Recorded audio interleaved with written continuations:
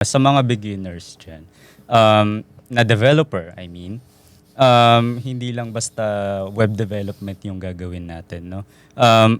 We manage the websites na, of course, kailangan natin, unahin natin sa list ng gagawin natin is, of course, the backup. We need those backup when we migrate the system or the website. We need those backup to ensure the business is still rolling kahit ano pang mangyari.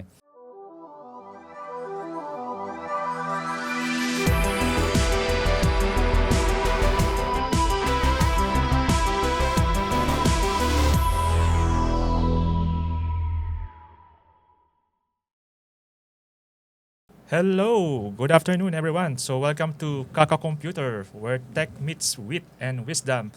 So, our topic today is handling failure in your IT career. So, we have our guest, Sir John David Frilles, Sir Nick Celis Cruzalde, and Miss Acha Abe. So, on our episode, failure is an inevitable part of any career journey, and the fast-paced world of IT is no exception. In this episode, our guests will share their experiences with navigating setbacks in their IT careers. They'll offer valuable insights into how to cope with mistakes, learn from them, and ultimately use those experiences as fuel for future growth and success in the tech industry. So, some questions that might be relevant: what are the common types of failures or challenges that IT professional might face? So, anyone would start? Okay, sige, ako na muna. One common mistake na encounter ko sa career ko is either underestimation or overestimation ng project. So, marami kasing projects na nagkaka-problem when it comes to overestimation.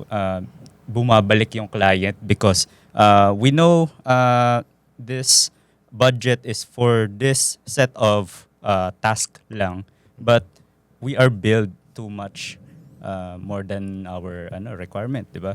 And sa underestimation naman, nagkaka-problem internally when it comes to sa dami ng task na ginagawa ng developer over sa tawag dito sa saktong dami ng requirements ng client, which is very, alam mo yun, hindi nagma-match yung budget and the effort ng employees. So yun yung usually na nangyayari sa tech industry. Kayo guys?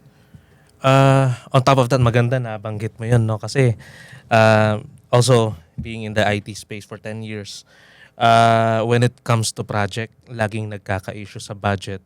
When it comes to hindi nai-scope ng maayos yung work. Yeah. So, obviously, ganun naman yung practice na if we're gonna work on something, kausap natin stakeholders, we're going to define our scope of work na, ito yung gusto namin mangyari. So, ito ang gagawin namin. 1, 2, 3, 4, 5. Ang issue is, along the way, may hindi na foresee na mga dapat gawin. So, halimbawa, when it comes to, sa amin kasi sa network infrastructure, meron kaming gustong i-migrate na 130 sites for SD-WAN. Ang nangyari, madaling sabihin na magma-migrate lang kami ng 130 sites into SD-WAN. So, ganun lang siya ang mangyayari. Pero ang hindi na foresee minsan is business impact. Kasi pag magma-migrate ka ng network infrastructure for old to new, may downtime. So, dahil meron kaming like manufacturing sites, yun yung very, very critical when it comes to business operations. So minsan may hindi na-account kung paano natin ma-maintain yung uptime ng mga ganong sites. Na ang issue at ang malaking resulta is kapag hindi mo na-account yung ganong variables, magpo-produce ng downtime, and that's business revenue. So, maaring merong ilang professionals na nararanasan yon. Basically, in summary, project delivery na may hindi ka na-account, tapos nung napunta na sa project delivery, naapektuhan yung business and then nagkaroon ng downtime basically. hit the revenue of the company. So, ayan. So something that it's also important for the people, aside from the stakeholders, or other people at the company, to be able to understand what the message that you're trying to imply in a non-technical manner. So for me, that would be one of the challenges that I want to highlight in your IT career as well. Okay. So, sa akin naman din, to share my experience as 16 years in the IT industry, more on the cloud infrastructure. So, we had some sort like migration no, before. It's 100, 2,000 of BM migrated to the cloud. No? So, our experience before, yung mga failures like yung something like yung sa culture barrier, meron kasing ibang stakeholders na they do not render overtime. Pag tapos na yung shift nila, okay. So pag nagkaroon ng problema sa migration, sila yung resolver. Let's say sabihin natin DNS. So wala silang nabigay na na backup, no? So yung kailangan talaga doon is pag may mga ganong activities, we need to talaga, merong nakatokang tao talaga, no? Kasi in IT we anticipate failure and we need to have a backup plan para at least hindi rin maapektuhan yung business. So yun. Kaya magandang mapag-usapan yung nabanggit mong regarding sa backups or plan B o minsan tinatawag nating PCP, mga ganyan, or disaster recovery. Para sa akin, para i-tackle natin kung ano ba yung healthy and productive ways para matuto tayo sa mga ganitong setbacks. No? Very, very important na magkaroon ng isang sort of plan to make sure na gumagana ang lahat kahit anong mangyari, kahit pasakuna, kalamidad, di ba? Minsan nangyayari yon, inevitable, sumasablay talaga yung IT systems natin. So, and it comes to a design thinking as well. So, sa kung papaanong nag-migrate kayo ng VMs ninyo, maaaring gumawa kayo ng design na meron naka-ready at the backend. So, kung mag-down yung isang set, di may naka-ready sa likod.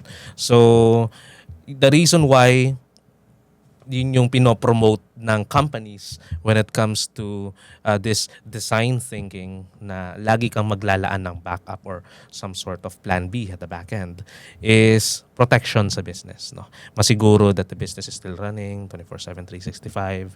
And dun, yun yung pagkakataon natin mag-shine as IT professionals. No? Yes, please visit our website at tutorialstudio.com. We provide free courses for AWS and, of course, premium resources for certification exams for AWS, Azure, Kubernetes, and GCP.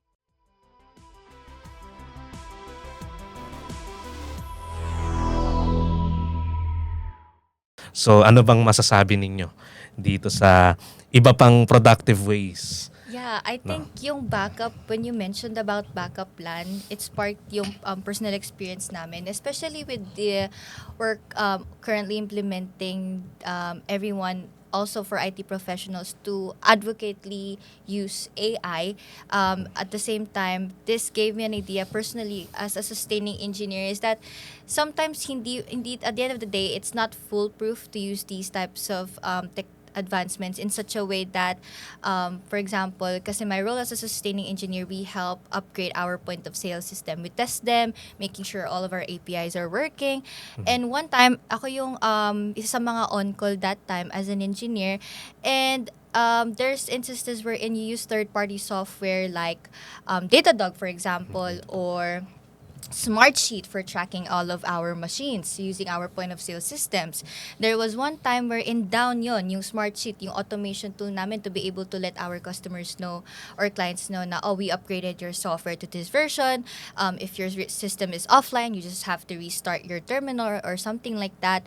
We were not able to do that, and what we did, good thing you mentioned about having backup plans, is we reverted back to the manual method of manually letting our customers via email that, oh, we've upgraded your system. So that's also a good tip that you guys can take, is to not fully depend on these types of automations, because these types of things, unexpected things like could happen and make sure you are well prepared. Tulad ng ginawa namin, we just manually sent out the emails to notify our customers that we've successfully upgraded their system. In the web development perspective naman, no, sa mga beginners dyan, na developer, I mean, hindi lang basta web development yung gagawin natin, no. We manage the websites na, of course, kailangan natin, unahin natin sa list ng gagawin natin is, of course, the backup. We need those backup when we migrate the system or the website. We need those backup to ensure the business is still rolling kahit ano pang mangyari. As developers, for example, in a website na you think magkakaroon ng problem sa weekend, no? May mga hosting kasi na hindi naiiwasan or talagang nagkakaroon ng problem sa pagdating ng weekend na wala yung mga tao, no? So parang that's the annoying part of being a webmaster. Parang Friday pa lang i-ensure na natin na meron tayong backup kahit ano pang mangyari during the weekend or holidays, meron tayong backup. And hindi lang doon nagtatapos 'yon. Paano kung wala tayong backup? For example, wala tayong backup because of our negligence. Of course, may mga hosting companies na meron namang daily backup. So, ikaw as developer, your role is to communicate with the hosting companies as well na to help your company to retrieve those backups if available. So, yun yung mga hindi nababanggit sa school na ginagawa pala in real life, no, sa mga web developers out there. So, yeah, that's in my perspective. Yun ang nangyayari madalas. Okay. Sir. So yun, thank you sir. So on the infra side, specific sa mga servers in the cloud, so we have our CAB meeting, Change Advisory Board. So it's weekly. So pahirapan. So talagang before ma-approve yung change, talagang pinupukpok kami. Ano yung restore plan nyo if, in case na nag-fail yung change, no? Na hindi gumana. So we make sure na talaga na yung backup talagang green talaga dun sa portal. Yung sa akin, kung talagang very critical, aside from automated backup, before mag-start, nagma-manual backup ako eh. As much as possible, 3. Para best practice. Para Kasi sure, no? in case of hindi nag-up yung system, tapos sinasabi na may backup naman kami, pero hindi na-restore, there is a penalty, no? So medyo mabigat siya. So ang best practice talaga namin, especially pag sa mga patching, so we have a patch Tuesday. So we make sure na before we implement sa production, we have dev, server, UAT, and some other non-production. Na we make sure na yun talaga gumana yung implementation namin at saka yung mga backup namin are in place talaga. Yep. Ayan. So, maganda na nabanggit natin yung mga failures on an IT tech perspective. Maraming, actually, para sa mga viewers, maraming rooms for failure. No? Kaya, tama si Sir dito na hindi yan itinuturo sa schools na magkaroon ng ganitong mindset na dapat laging merong plan B's, backups para masiguro natin na the business is running as expected. Pero itong mga ganitong concepts kasi at this point mukhang tayo lang yung may alam. No? Maaaring meron kayong mga tao, meron kayong employees na hindi nila maaaring alam itong mga concepts na to. So, anong role ng mentorship sa tingin ninyo? Paano ito pumapasok when you guys lead a team or maybe when you guys lead a project para makatulong sa ating mga IT professionals to make sure na ma-overcome nila itong mga pagkakamali o challenges? Nabanggit mo na maaaring hindi nila alam. Pero malalaman din nila once na nagkaroon ng problem at sila yung nasa posisyon na yun. Yeah. So, in case ikaw na nakikinig, nandun ka sa posisyon na yun, nagkaka-problem yung server or system na ginagawa mo, at hindi mo alam ang gagawin, hindi mo alam ang uunahin, don't hesitate na magtanong sa higher up mo agad-agad. Kasi kapag pinatagal mo yan, mas lalong ikaw ang masisisi kasi wala kang ginawa. Yun ang problem dun pagka ganun. So, Yeah, that's why not only na wag mahiyang magtanong. Ayan. Kaya going back to the question kung bakit napakahalaga ng mentoring is that tulad nung sinabi ni Sir Nix na pag weekend wala ng tao, paano nangangana, ganyan. So that's why kaya ang purpose din ng mentorship is to pass that skill so that everyone is capable of being able to resolve a specific problem.